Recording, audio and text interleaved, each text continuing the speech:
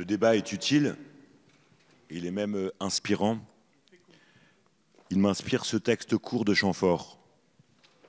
Le riche avec le pauvre a partagé la terre.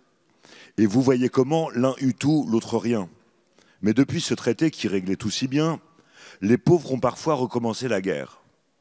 On sait qu'ils sont vaincus, sans doute pour toujours, qu'après le siècle d'or qui dura quelques jours, les vaincus opprimés sous un joug tyrannique s'adressèrent au ciel, c'est là leur seul recours. Un humide député de l'humble République, au souverain des dieux présenta leur supplique. La pièce était touchante et le texte était bon. L'orateur y plaidait très bien les droits de l'homme. Elle parlait au cœur non moins qu'à la raison. Je ne la transcris point, vu le siècle où nous sommes.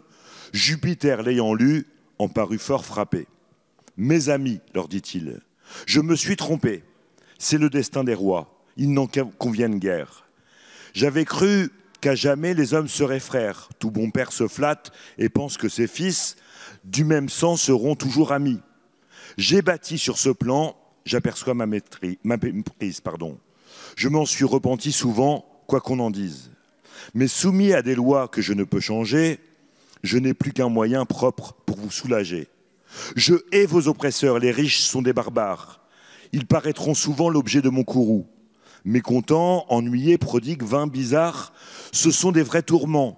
Mais le plus grand de tous, c'est l'avarice. Eh bien, je vais les rendre avares. C'est en fait, les voilà pauvres, tous comme vous.